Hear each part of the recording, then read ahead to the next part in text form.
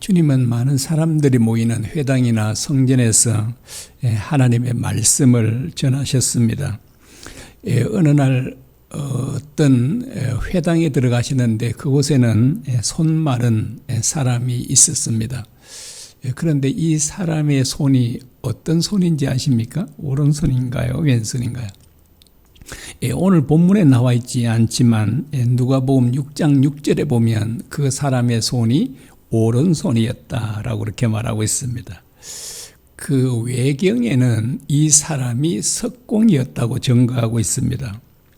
석공은 돌로 물건을 만든 사람을 말하지 않습니까?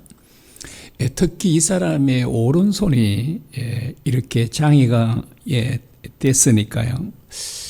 그러므로 이 사람은 물론 왼손잡이인지도 모르긴 하지만 대부분 오른손잡이들이지 않습니까? 그러므로 이 사람은 오른손이 마비됐으니까 더 이상 일을 할 수 없는 것이었습니다. 그 당시는 하루 벌어 하루 먹고 사는 사람들이 얼마나 많았습니까? 아마 이 사람도 이 석공이면 그럴 가능성도 상당히 많았을 것입니다. 당장 일을 하지 못해서 그래서 돈을 벌 수 없다면 온 가족들은 아주 큰 굶주림에 시달릴 수밖에 없었습니다. 이 사람이 이제 이렇게 손이 마르게 된지 장애가 된 지가 얼마인지는 정확하게 모르지만 만약에 10년 정도 됐다면 그 가족들은 10년 동안 극심한 굶주림에 시달렸을 것입니다.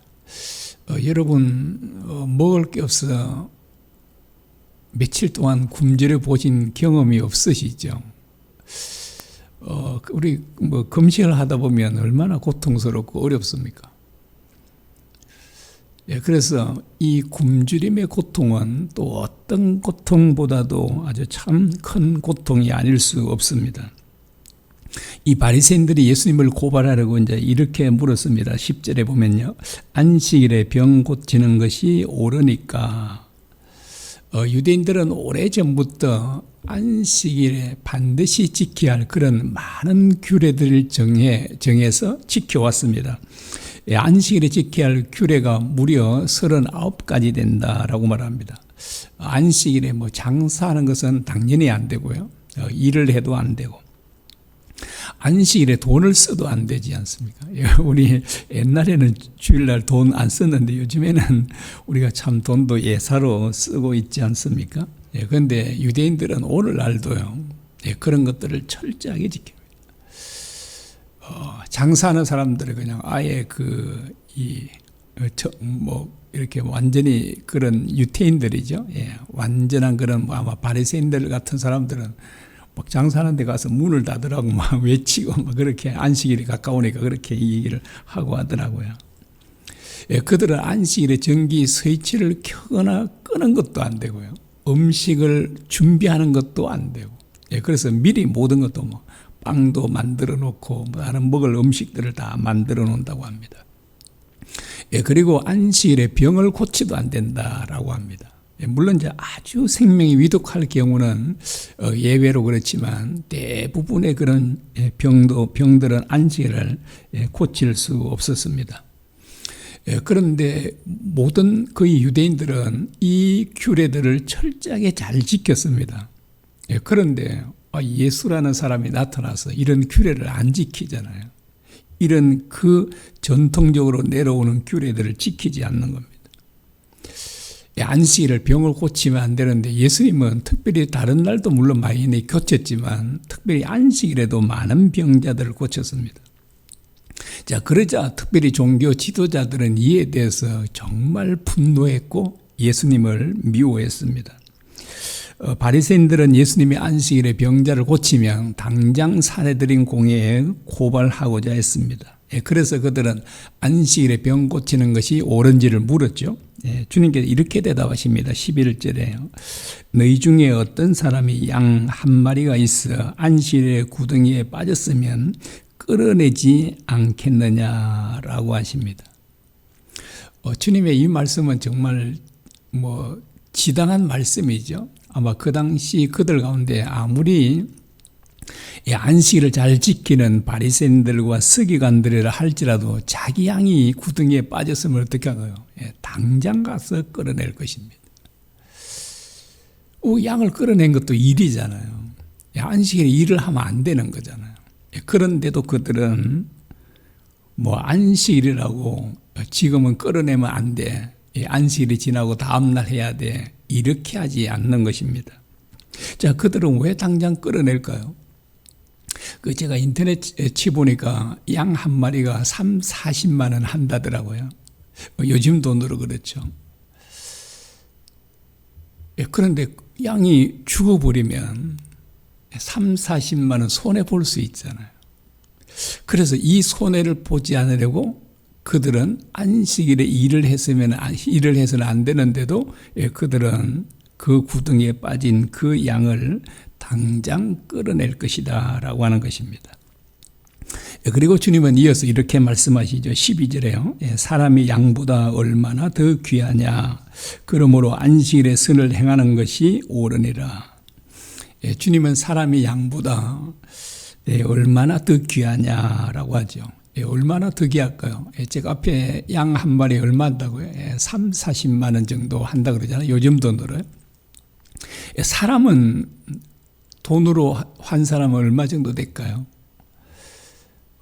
계산이 안 되겠죠. 그래서 주님께서 하신 말씀은요, 사람의 생명은 온 천하보다 귀하다라고 합니다. 온 천하가 아니라 온 우주보다 귀하다라고 할 수 있습니다. 진짜 양과는 사람과 비교할 수 없지 않습니까? 자, 그런데도 불과 3, 40만에 불과한 이 양도 구덩이에 빠지면 즉시 끌어내지 않습니까? 그런데 그동안 이 사람이 몇 년 동안 이렇게 손이 오그라든 상태로 일을 하지 못한 상태로 지내왔는지 모르지만 얼마나 큰 고통을 겪으며 왔겠습니까? 5년이든 또는 10년이든 또 더 이상일 수도 있겠죠. 그런데 이렇게 수년 동안 고통 가운데 살아온 이 사람을 안식일에 고쳐주는 것이 어찌 합당하지 않느냐 주님께서 말씀하고 있습니다. 그래서 주님께서는 그 사람에게 손을 내밀라라고 하죠.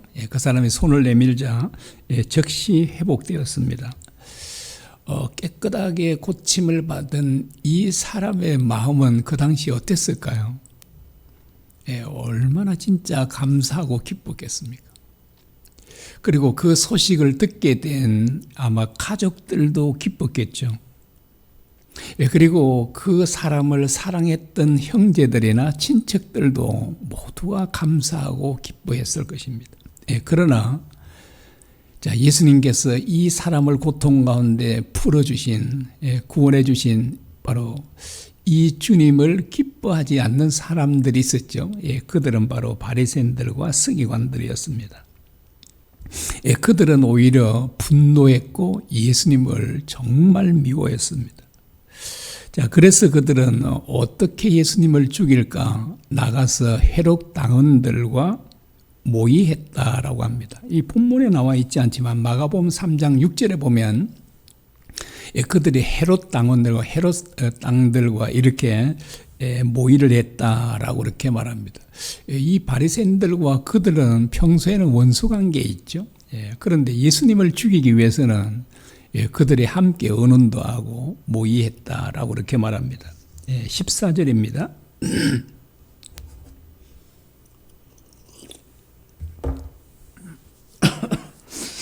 바리새인들이 나가서 어떻게 하여 예수를 죽일까 의논하거늘 이렇게 말합니다. 우리는 참 많이 들어왔지 않습니까? 서기관과 바리새인들은 유대인들 가운데서도 가장 하나님의 율법을, 하나님의 계명을 잘 지키는 사람들이었습니다. 하나님의 계명과 율법을 잘 지킨다는 것은 하나님을 가장 잘 섬기는 사람들이다, 이렇게 말할 수 있지 않습니까? 그리고 하나님을 잘 섬기는 사람들이란, 율법을, 계명을 잘 지키는 사람들이란 또한 그들은 정말 남을 사랑하는 사람들이다, 이렇게 말할 수 있지 않습니까? 로마서 13장에 보면 남을 사랑하는 자는 율법을 다 이루었느니라 라고 합니다. 사랑은 율법의 완성이다 라고 합니다. 이들이 율법을 계명을 잘 지켰다는 것은, 철저히 지켰다는 것은 남을 사랑한 것이다 이렇게 말할 수 있습니다. 그리고 하나님을 가장 잘 섬기는 사람들이다 이렇게 말할 수 있지 않습니까? 그런데 그들은 정말 결코 하나님을 잘 섬기는 사람들이 아니었다라고 하는 것입니다. 왜냐하면 주님께서 이렇게 말씀하셨습니다. 마태복음 23장 33절에요. 뱀들아 독사의 새끼들아 너희가 어떻게 지옥의 판결을 피하겠느냐. 자, 이 서기관들과 바리새인들을 향해서 주님께서 하신 말씀이죠. 그들을 향해 뱀들아 독사의 새끼들아 라고 합니다. 독사의 새끼라는 말은 사탄의 자식들이란 말이잖아요.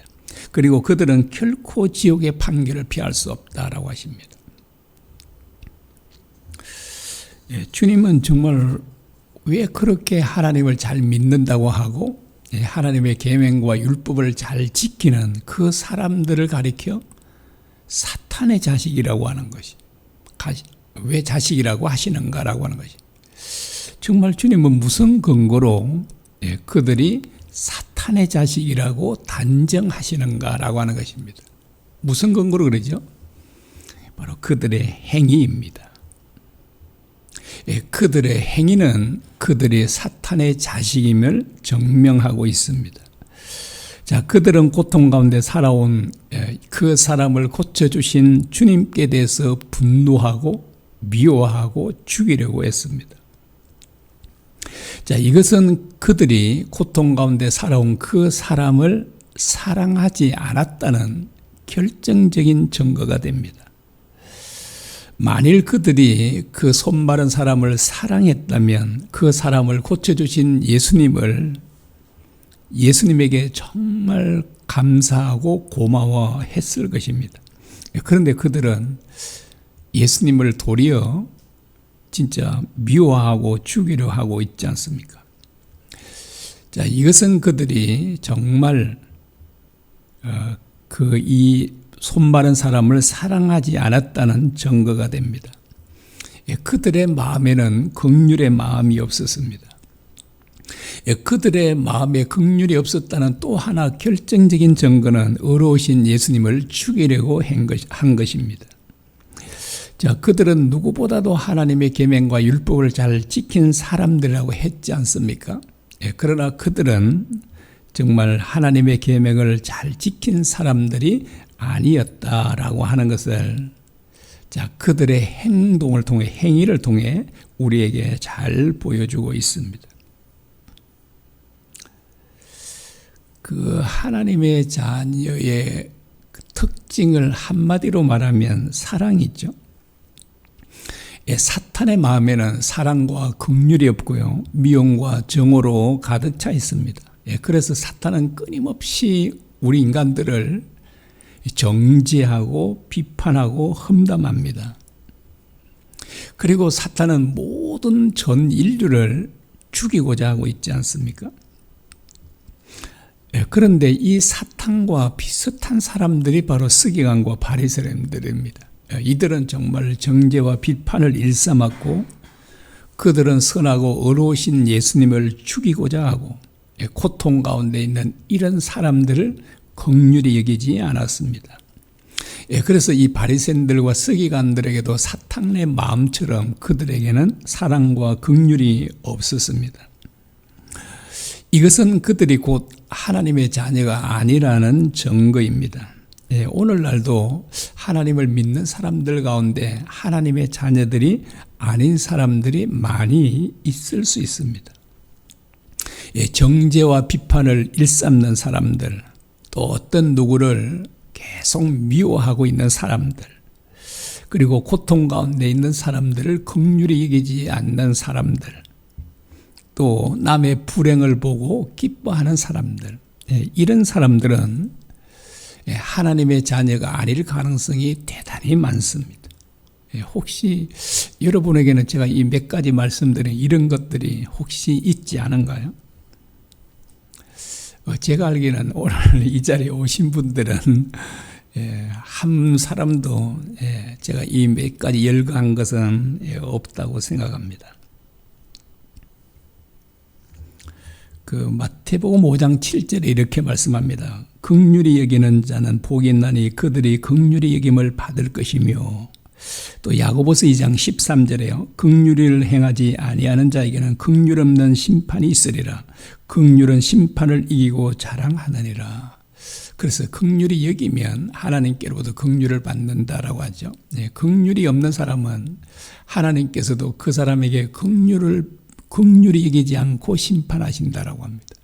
하나님의 긍휼히 여기지 않고 정말 우리가 지은 죄 그대로 심판한다면 누가 설 수 있겠습니까? 그래서 우리가 긍휼히 여기는 것이 얼마나 큰 축복인가 하는 것을 보여주죠. 그 사람이 구원을 받을 수 있다라고 하는 것을 보여줍니다. 주님께서는 마태복음 25장에서 지극히 작은 형제에게 사랑과 자비를 베푼 사람은 영생에 들어가고 사랑과 자비를 베풀지 않는 사람은 영벌에 들어갈 것이다 라고 그렇게 말씀하고 있습니다.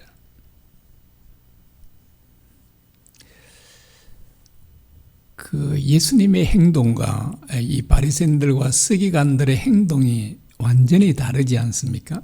예수님은 그 고통 가운데 살아온 그 손마른 사람을 긍휼히 여기셔서 그를 깨끗하게 고쳐주셨죠.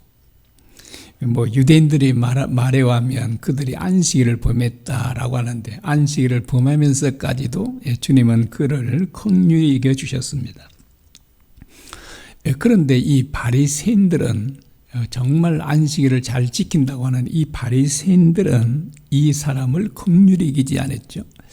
그리고 그를 고쳐준 예수님께 대해서도 분노하고 어떻게 예수님을 죽일까도 헤롯 당원들과 모의했다라고 그렇게 말하고 있습니다.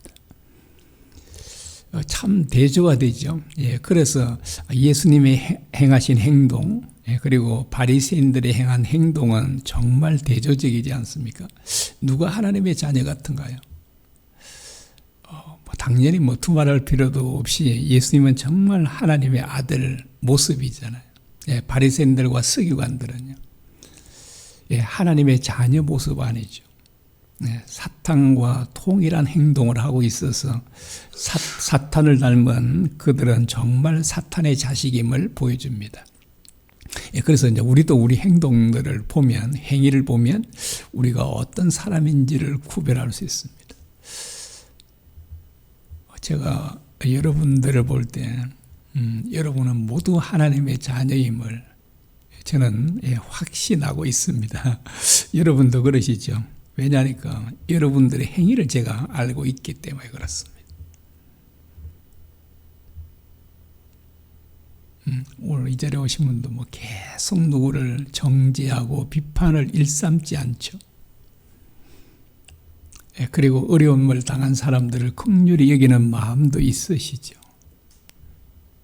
그래서 이런 긍휼의 마음이 있는 저와 여러분들은 정말 하나님의 자녀임이 분명할 것입니다. 우리 또 이 말씀 묵상하면서 함께 기도했으면 합니다.